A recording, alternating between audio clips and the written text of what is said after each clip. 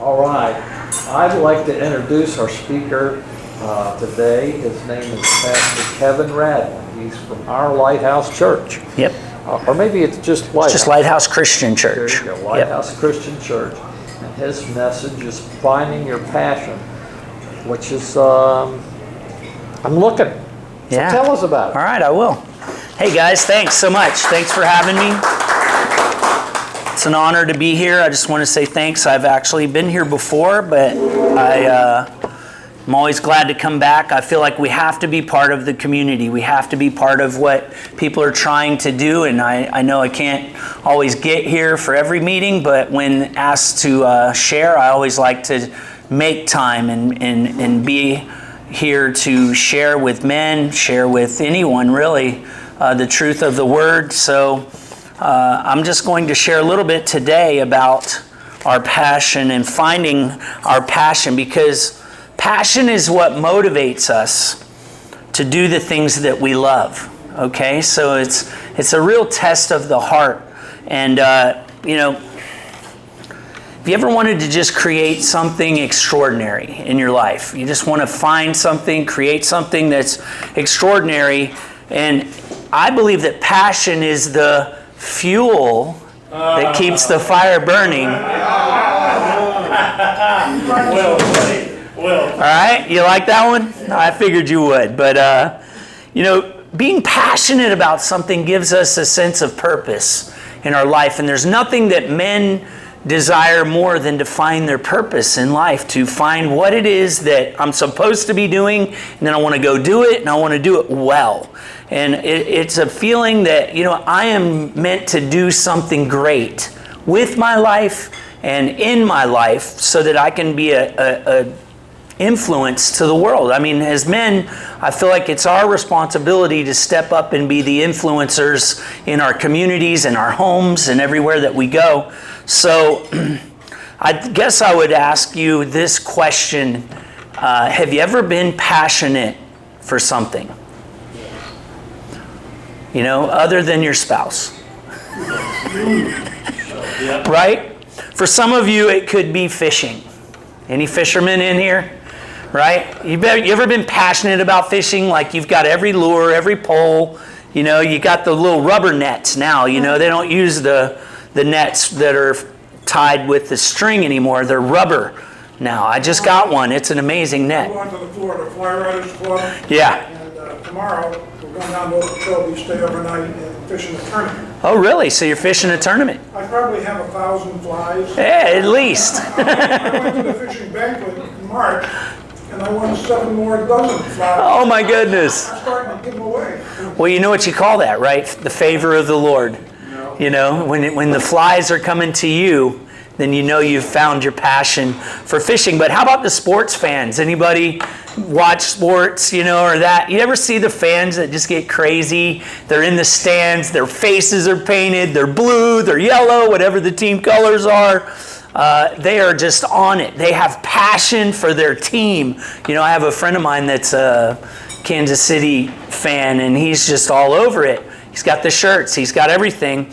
But then there's a lot of different examples of this. What about you ever, I'm not this guy, but you ever met the gym guy, the gym rat, or the girl or the guy that's just, it's all about the buffness and, you know, I got to look good and I'm just pumping the iron, and they've got passion for their body, for health, for the gym. So I'm just trying to give you a few examples of what passion can look like, from the sports fan to the fishing team. But then a lot of you guys, you know, being in business and stuff, what about the career passion, the drive that we all have to be successful in our jobs and running around and doing all those things?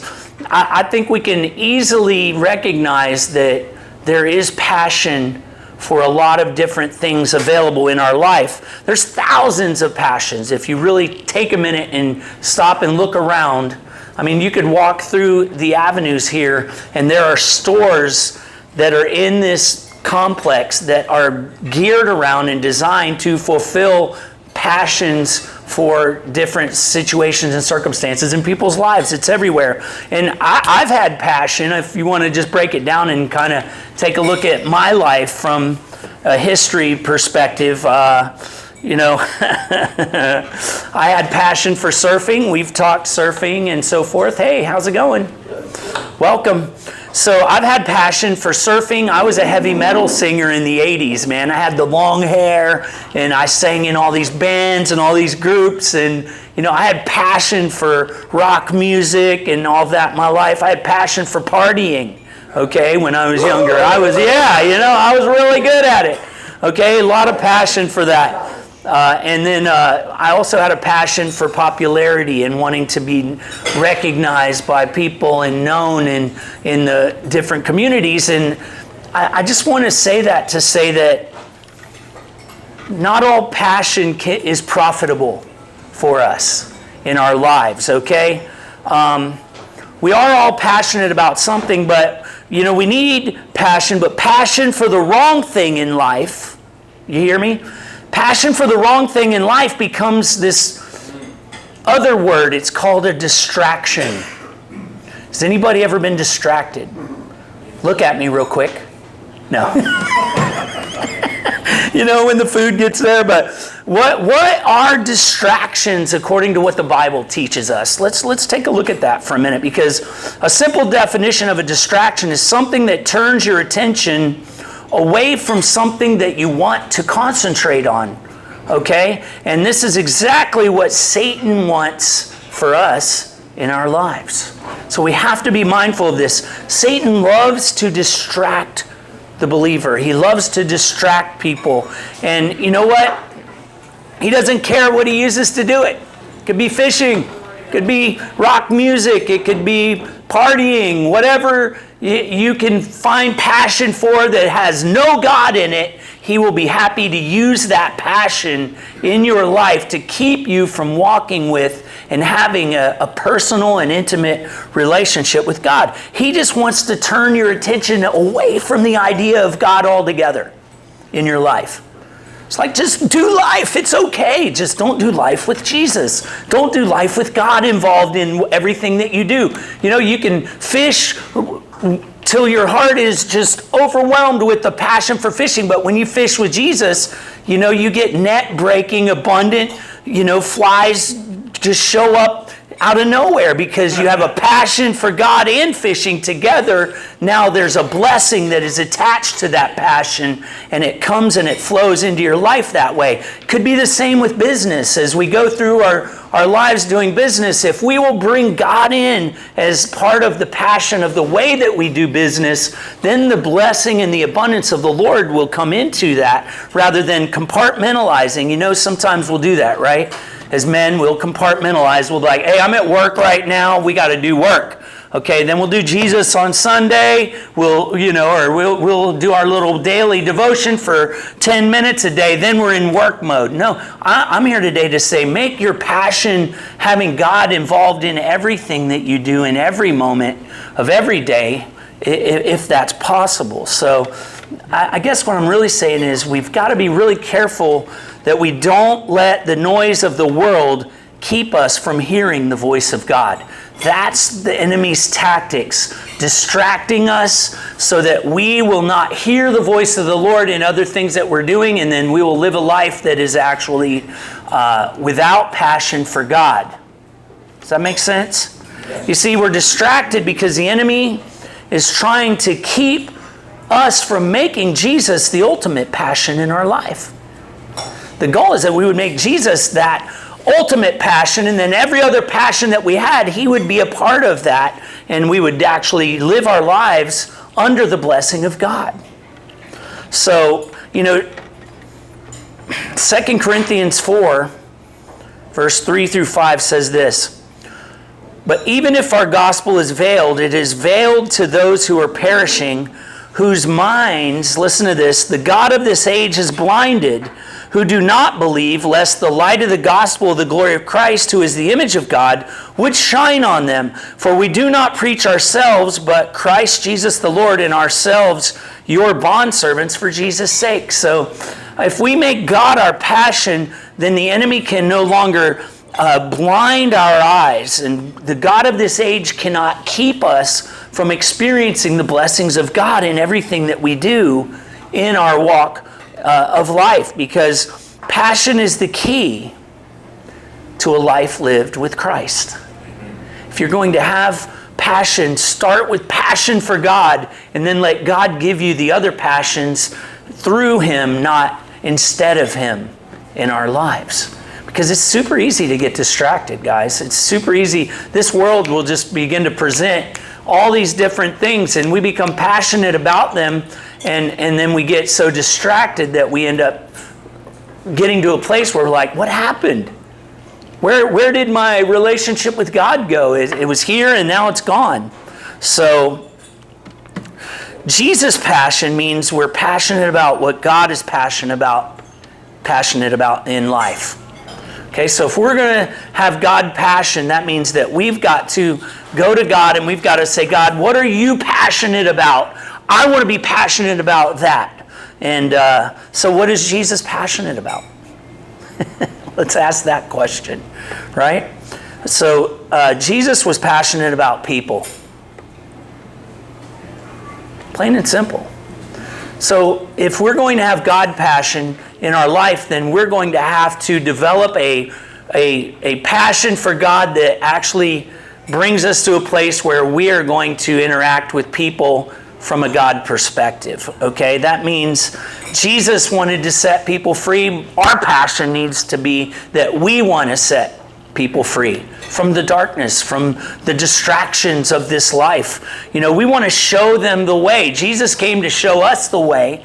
And as we develop our passion for Christ in our lives, we will also see that God is going to call us to show others the way to find passion for Him in their lives as well. You know, loving them unconditionally.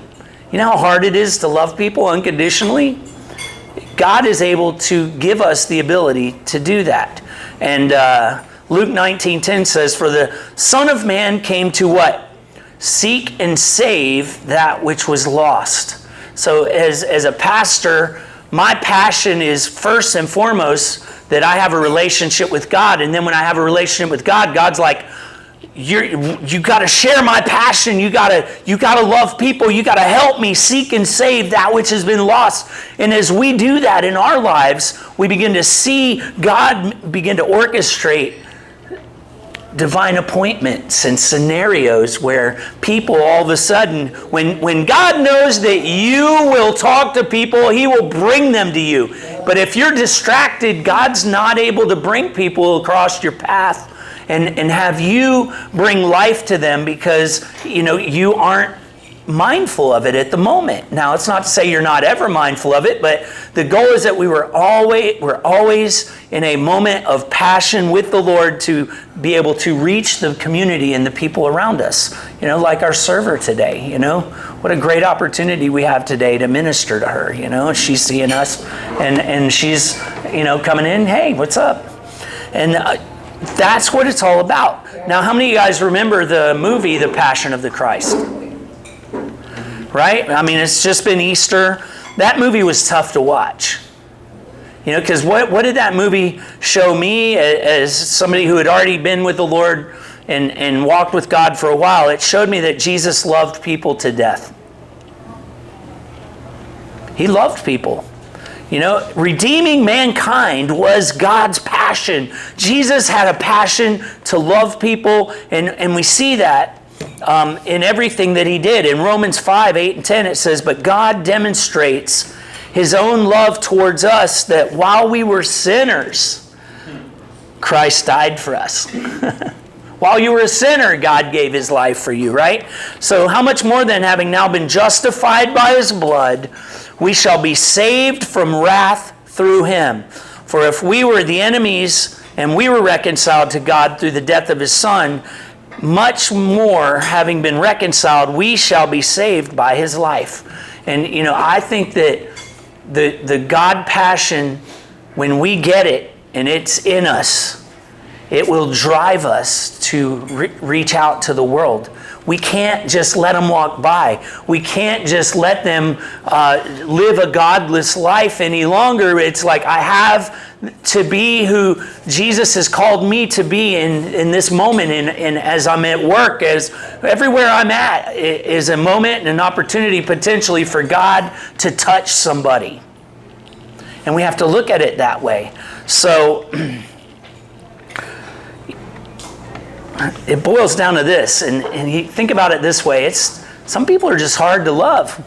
They're hard, but Jesus died for his enemies, and he gave his life for those who were his enemies. So what is it that he's going to call us to do through the passion that he has for us? It's to do the same thing. And it boils down to this: Jesus' passion was for all people, not just the people who loved him back. In other words, somebody may reject you in your passion to share God with them. They may say, "Get out of my face, leave me alone, go away. I don't want to hear what you have to say." It's happened to me so many times in my life. I've walked up to people and they've gone, "Just go away. I don't want to hear what you have to say." But do I let that extinguish my passion? Because Jesus said, they're going to persecute you. They're going to hate you. If they hated me, they're going to hate you. But what is his goal? His goal is to save, to seek and save that which is lost. So I think if we really do a good hard look, we just need to do the things that Jesus did. How do we make God's passion our passion? Let's think about that for a minute. We love the unlovable. That's what he's doing. It's challenging, isn't it? I don't want to love them. I don't like them. They annoy me. Yes, that should be your trigger for God passion. It's tough, isn't it? See, we have to have the heart of God for the lost people in this world. There's communities of people out there that are passionate about all these things, and there's no God in any of their passion, but they've got passion. I mean, look at the LGBTQT whatever community. They are passionate, man, but they are not passionate about God. But what is God calling us to do? To judge them, push them away, get out of our face, go away? No. Love them. What does that mean when they come to our church? You love the sinner and you hate sin. Doesn't mean we compromise our message. Our message is sin is sin. The homosexual community and their sin's no different than the heterosexual community and their sin. They're sleeping around just as much. They're doing all these other things. I mean, sin is sin. A liar is in the same boat as any of those people. So we've got to recognize and remember that as a passion, a God passion person, that our love is to be unconditional. Now, it doesn't mean we justify. Doesn't mean that we compromise. But it does mean that we love people right where they're at. See, we have to do the same things that Jesus did. So, let's break this down for a minute and look at ourselves for a second. Because, we can always look at everybody else and go, ooh, no. But let's look at ourselves for a minute. And every Christian, I believe, needs to ask these 5 provoking questions. So we're asking this question of ourselves in our heart. Today, I already know what they are, you don't. So as I'm speaking them, as I'm speaking these, think about it from your life, okay? First question, what am I the most passionate about in my life? Am I passionate about insignificant things? So I have insignificant things that I'm passionate about. Surfing's kind of insignificant, but I'm passionate about it. I love it. I want to do it any chance that I can. But am I passionate about sinful pursuits in my life? A lot of people in the world are, but are you? Are you passionate for God and His plan for you in your life? Those are the 3 main areas that we need to look at when we ask the question, what am I passionate about? It's very self-evaluating. Second question, How will people remember me? Think about that. People who know you best, and they know your passion, and they know what your life is all about. What would your family say you're passionate about? Other than yelling at them. That's what mine would be like. You mean other than you yelling at us and correcting us, right? But what would your coworkers say? Would your coworkers even know that you're a believer? Would your neighbors even know that you're a believer? Would they know what you're passionate about? I know my neighbor Mike, man, he's passionate about fishing. He's got 3 boats. He's got the Gnu. He's got the shotguns. He's got the duck things. He's hunting and fishing all the time. I know what his passions are. And guess what? He knows what mine are as well. And he's visited our church and stuff. But what would your friends say that you're passionate about? It's a tricky question, isn't it? All right, let's go to question 3. I want you to think about these later, though. Am I satisfied with my passion for God as it stands right now in my life? Are you satisfied with your passion level for God on a scale of 1 to 10, with 1 being cold and 10 being hot and 5 being lukewarm? What number would you give yourself on the passion that you have for God in your life today? You don't have to answer that. Yeah, amen. Come on, I love it. But if I asked you, how's your spiritual walk with the Lord? How is your walk? A few of you would probably say, it's good. It's good. It's good. It's good. Right? So others would say, it could be better. It could be better. Even more would say, some days are better than others. I have good days and bad days, Pastor. It's all good. How you doing? Late as usual. That's all right. Come on in. But I think if we really boiled it all down, we would say, I think most of us would say, it's okay. Are we okay with okay in our lives? When we ask ourselves that question, am I satisfied with my passion for God as it stands right now? It's okay. I want to challenge you. This isn't a message of condemnation. This is let's really evaluate this. Let's think about this and look at what we need to do about our passion for the Lord in our life. All right, question number 4, because I know we're pressing here. What needs to change so that God becomes my greatest passion? Okay, in Hebrews 12:1 it says, therefore, we also, since we are surrounded by so great of a cloud of witnesses, listen to this, let us lay aside every weight and the sin that easily ensnares us, and let us run with endurance the race that has been set before us. Think about that. There's a race that has been set before each one of us as men in our communities, as leaders of our families, as employers in our workplaces, in our neighborhoods, and every aspect of what we have going on in our life is pointing us towards passion.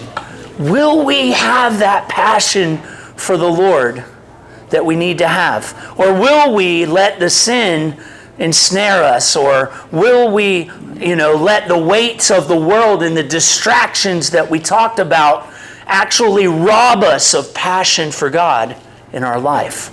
I mean, think about a time in your life when your passion for God was really high, when it was just up there. Man, you were running, you were serving at church, you were doing everything you could do to win people to Christ. What circumstances put you in that spot in your life? What caused you to be at that risen moment of passion? And then think about a time maybe when your spiritual passion had weakened and when you got a little distracted, and what caused that?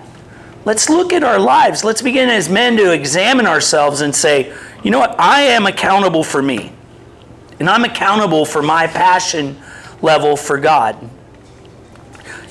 Maybe you let some other people kind of pull you over to the side, or you fell into a different group and you got passionate about some other things and just kind of let some things slip. We've all done it. I've done it. pastor a church, and I've done it, probably this month.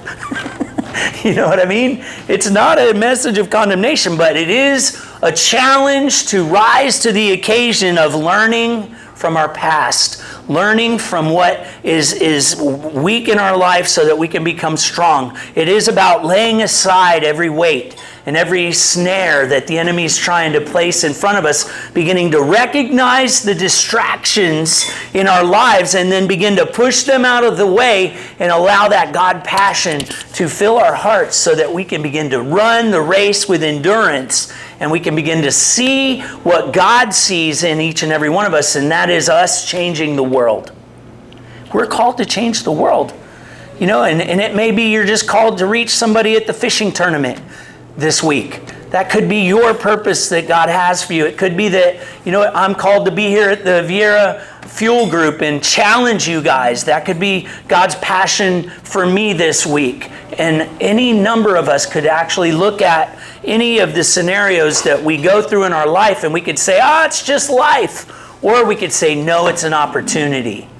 It's an opportunity to live our lives with passion for God in everything that we do, in every moment that we have. You see,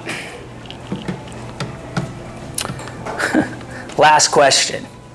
How can I keep my spiritual passion high when I'm surrounded by a world with very little passion for God?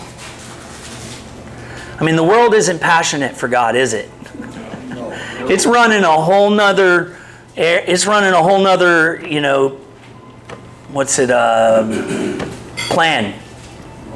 So how do I live a life of passion for Christ? Colossians 3:23. You ready? This is the key. Colossians 3:23 says, whatever you do, work at it with all your heart as working for the Lord, not for human masters. Amen. Did you catch that? Yeah. Whatever you do. Doesn't say when you go to church. It says whatever you do, work at it with all your heart as working for the Lord, not for human masters. That's powerful. So we make everything we do for the glory of God, and we will have that God passion in our life. We need to make our lives about Jesus. You know, I mean, you guys are here on a weekday, so you have, to some degree, done that. But we've got to discover God's passion for us. And to do that, you have to recognize that you are designed with giftings. You have a calling on your life. I have a calling on my life. I have a purpose. You each have a purpose. And that purpose will not end until you depart from this world. Okay? And your purpose may shift. It may change around, but you will always have purpose. God is always going to be reaching down with passion to love you and encourage you to reach somebody around you in the world. Okay? So your passion should point you to your God-given purpose for today.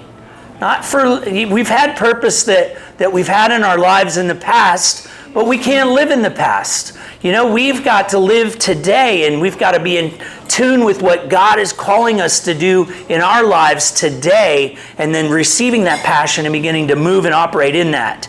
Okay, Psalm 73, 25 and 26 says, "Whom have I in heaven but you? And earth has nothing I desire besides you, God. My flesh and my heart may fail, but God is the strength of my heart, and He is my portion forever." You see, God is the strength of our heart. What's the strength of your heart today? That's where your passion resides. Okay? What is it? Your favorite team? Maybe it's a relationship. Maybe it's the idea of being rich. Is that the passion of your heart? I mean, there's a long list out there of things that we can look at and say, that's my passion. But why don't we choose today, you know, to make our ultimate passion living our life for Christ and His purpose, which is people, and serving the community that we live in, and being a righteous standard and a man after God's own heart in our own life. Isn't that powerful? I'm going to close with this. Matthew 6:21. For where your treasure is, there your heart will be also. So your passion in your life is your treasure. So what are you passionate about? That is the fastest way you can identify what your treasure is. And if we can say it's Jesus, then that's great. But if there's something else that's in the way, we need to move that over to the side and get Jesus into that ultimate treasure spot in our heart, and then go after that other passion with Him as part of that. You know, it's not, you can't do this, you can't do that. No, it's let's do that with God in our hearts and Him being our ultimate passion. And through that, we'll have victory. We'll walk in a newness of life unlike anything you've ever seen. So 2 Timothy 1:9 says, who has saved us and called us with a holy calling, not according to our works, but according to His own purpose and grace, which was given to us in Christ Jesus before time began. God's got you guys. He's wanting you to live a life of just full throttle passion for Him. So can I pray for you today? Father, I just thank You for this group of guys that are here today. They're amazing. And Lord, I pray that none of them would feel condemned in any way, but they would be challenged by Your words and by this message in their hearts to live a life of complete passion with You as the center of everything that they do, Lord. Their marriages will be more passionate if they're passionate with You first. Lord, their families will experience more passion if they live their lives with passion through You first in their lives, God. And the world will be changed as they live a life of passion for You in their lives. So God, we're just so grateful for all that You're doing here. Thank You for the Viera F.U.E.L group. We ask that You would just bless each and every person as they leave and go on about their day from here. And we're just so grateful that we have You in our lives. Jesus, You're the greatest gift that God ever gave any of us. And we just stand here humbled and honored to be a part of Your kingdom today. In Jesus' name, amen. Amen. Thank you, guys.